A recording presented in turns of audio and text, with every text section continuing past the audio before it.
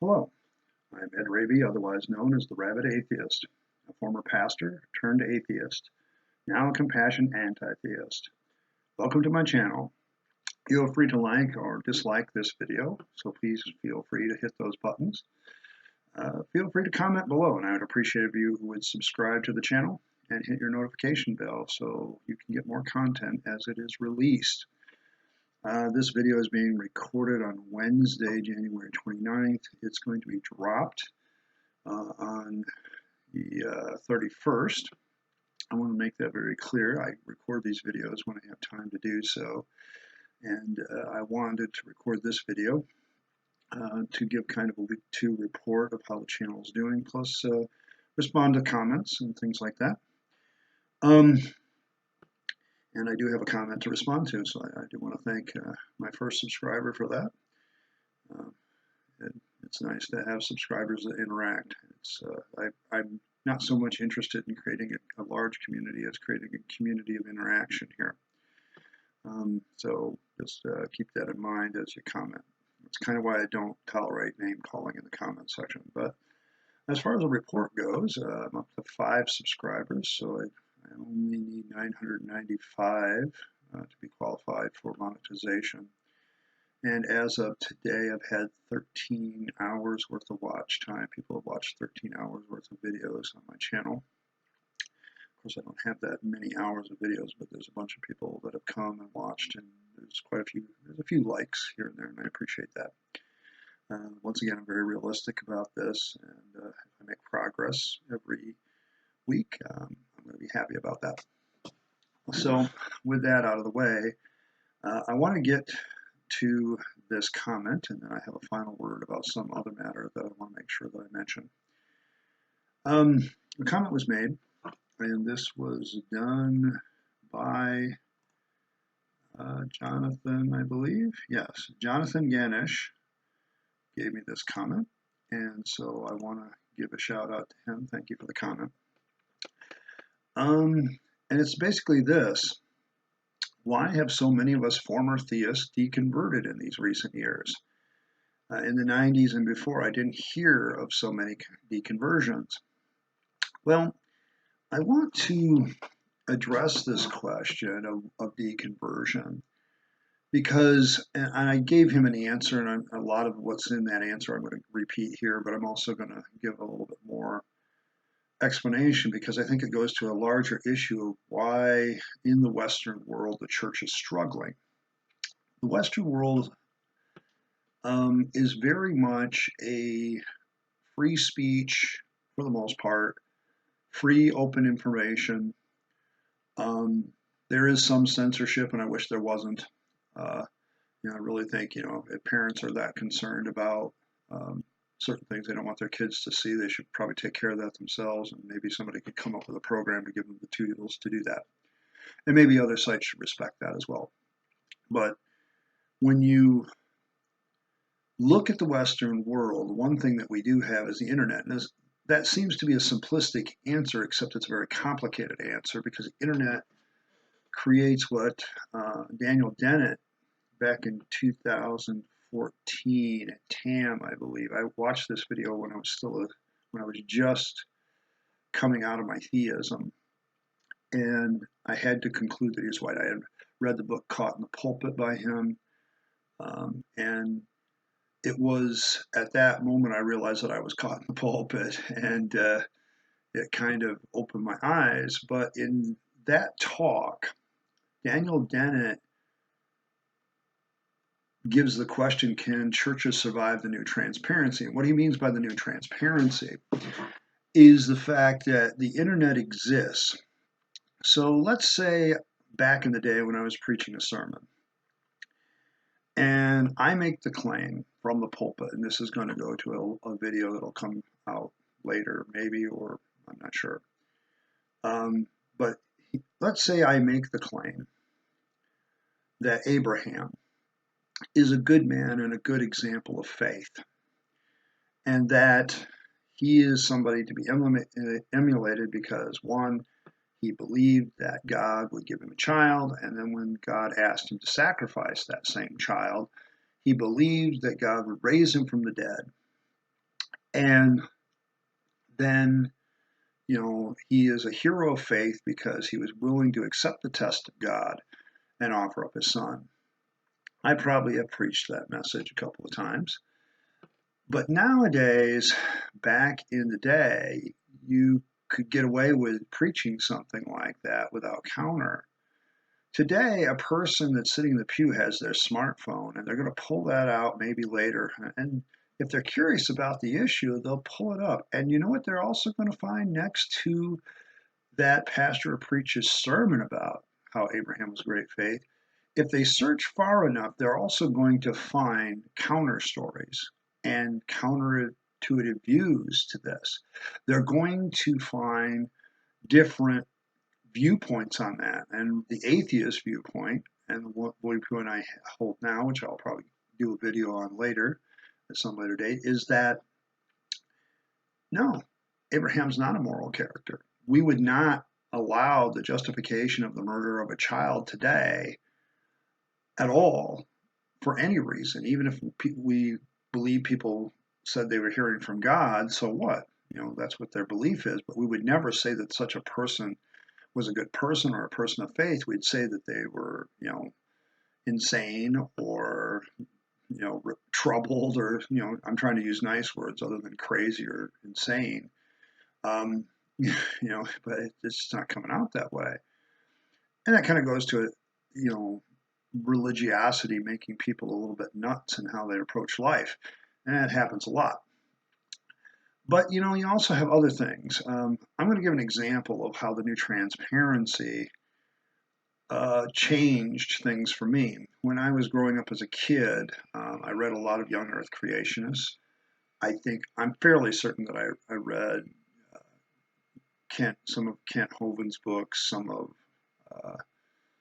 other Christian apologists at the time that were using young earth creationism, and they give all these facts of why evolution can't be true, and probability, laws of thermodynamics, and all this other stuff. Back then, I had no way to really research whether or not those claims were true without getting up, going to a library somewhere, going through the card catalog. It was a real pain in the butt to verify what people said. That is no longer true. So when a young earth creationist, for instance, gets out there and makes the statement, there are no transitional forms. Okay, well, that's a pretty good case if that was true. But today, if I say, if I were to type, are there evolutionary transitional forms in the fossil record, it's going to give me a list of hundreds of them. There's not zero, there's hundreds of them. By some of the strictest definitions of the word transitional form, there are hundreds of them. And this is just one example of what the new transparency that Daniel Dennett is talking about in his video. He gives a long talk, about an hour long. I'll make sure I link it. But he doesn't just talk about deconversions, because he does talk about the Clergy Project, and he does talk about a few other things in that one. But I'm going to also say that he's talking about how churches are shrinking. And in particular, they're getting gray. In my last church, I think I was pretty doggone close to the youngest person in it most of the time. There were, on occasion, a few younger people that would come in. But the vast majority of the people in my church were much older than me. And I was kind of a darling because I was younger, actually. It was kind of like, here I am. When I first started at my last church, I was 40 years old. And, I was one of the youngest people in the room, me and my wife both. And after 10 years, it really hadn't changed that much. I couldn't get young people to come to church. I couldn't get, and you know what it really is? I think that they're the millennial generation and Gen X, for a good chunk of it, just have a lot of doubts about whether religion and faith is even real. And even if they believe or call themselves a Christian, they just don't feel that the time is merited to go to church. And that's enhanced by the new transparency, because if somebody's questioning their faith, they can go to their pastor and talk about it. And in the olden days, they would sit down and talk with their pastor. The pastor would give them some sort of convincing argument that may have been completely based on BS, but the person is convinced and he has no way to counter it. So he, just lives with it. Today, if somebody's struggling with their faith, they may talk to their pastor, but more likely they're going to get on the internet and say, is there reasons to doubt this? Is there reasons to doubt my faith? Is there reasons to doubt this biblical story? And they're going to do so. They're going to look it up, and sure enough, they're going to run into videos by atheist YouTubers. They're going to run into articles written by people demonstrating that certain parts of the Bible cannot have happened the way that they happen. Not possible. Okay. And they're going to hear the young earth creationists say, well, there's no transitional forms. They're going to look it up. They're going to run into the list of transitional forms. So there's plenty of evidences for an old earth or a young earth. And, they'll find pages where those young earth claims are debunked, like I did. My gambit in that area went from being a young earth creationist to being a theistic evolutionist to being, well, except the young earth creationists have a good point. If Genesis 1 through 11 is not real, then I really have no basis to believe the rest of it. It's all mythology at that point. So I don't know. I mean, I'm not dogging on theistic evolutionists. I'm just saying that, the new transparency affects them too, because you have to kind of ignore this transparency on purpose sometimes to get away with still believing stuff. It has become a real battle. And I'm going to tell you that the church is starting to feel the pinch of this. And I think that's why right now, because a lot of people that are, I don't want to get too political here, but a lot of people on the more conservative side of the aisle are Christian, and they tend to be older. And they can kind of see their world slipping away that they used to know. And they're not going to go down without a fight. And I think you see this in recent elections. I see, where they are able to influence the outcome. That's kind of what they've been doing. And the problem is the younger generations are embracing the new transparency and discovering that there's a whole other world outside of this myopic little viewpoint. And that, that's kind of a longer answer of what I gave to this, why are we seeing so many deconversions? Because we don't just take things at face value. We have been taught to get on a search engine and look stuff up. And when we look it up, we find out that a lot of people are full of crap. Okay. And it didn't take long for you to run into a bunch of sites that say the Bible's full of crap. I'm just, I'm not claiming any uniqueness here. I'm just another guy claiming what a lot of other people have claimed for years. And, put my own spin on things, but basically that's kind of the way it works. Last thing, I do have one more topic. I hope that addressed that particular issue in that comment. But the last thing I want to talk about is this video will drop on January 31st. January 31st has a special significance for me because it's the birthday of my father. My father's been dead for well over 20 years. He died in 1994. So it's been, 26 years.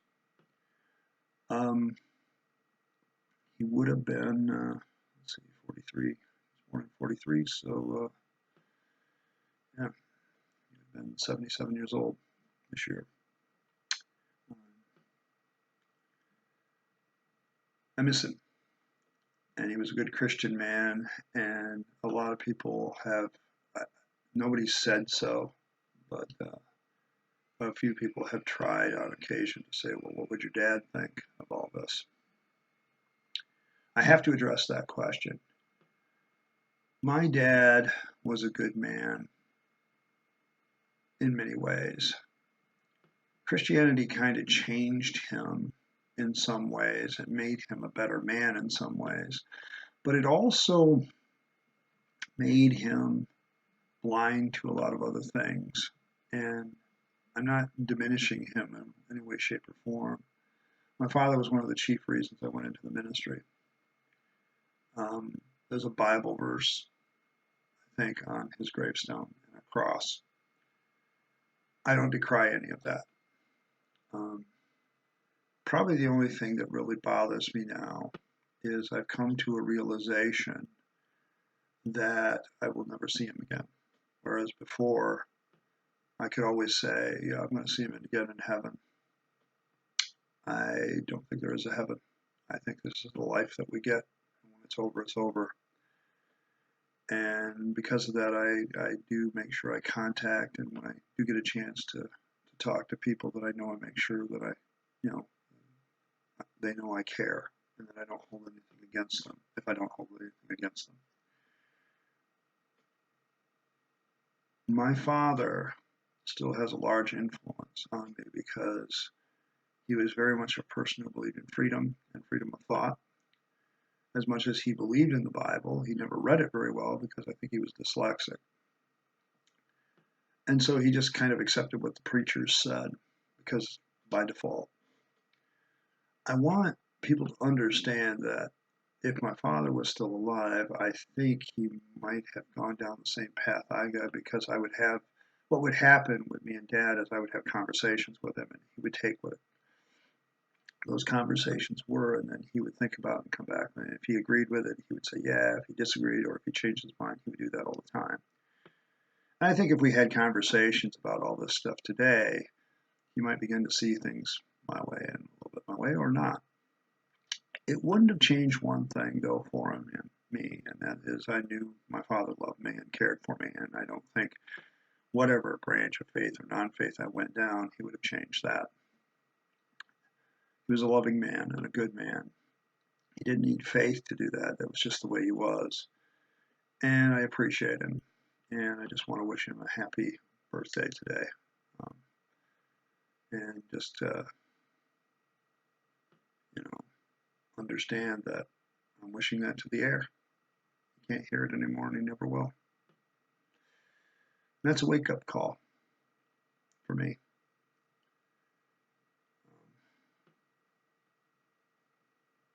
You live by the legacies that you leave. What you leave behind is what lives on. There really is no immortality to be gained. And because of that, it really forces you to focus on the present. And had I had this viewpoint, I would have focused a lot more all the time on making sure that I talked with my dad a little bit more. Because, you always have at the back of your head, oh, I'll get to see him again if he dies. And so you just kind of, whatever. But I can't do the whatevers anymore. I just can't. So, if he was here, I'd thank him. He was a good father, and I miss him. I still miss him. Again, once again, thank you for coming by today and listening to me kind of talk about a few sundry issues here on a Friday. Thanks for the comments. Thanks for all the stuff that gives me some of the fuel for this video, for these videos, and I appreciate that. I still have a lot to learn about YouTubing, and I'm going to continue to learn it. I want to learn how to edit a little bit more, and probably the biggest thing is I want to start learning how to do thumbnails myself and coming up with unique thumbnails so that it sets some of the stuff apart. I still have a lot to learn, but I'm going to continue to learn it. And I want to thank you all for coming to my channel, and welcome once again. Just a reminder that comments have a way of influencing the content like today. Okay, a comment turned into a discussion about the new transparency and how it's affecting the church and ministers. And other comments can have that kind of effect too.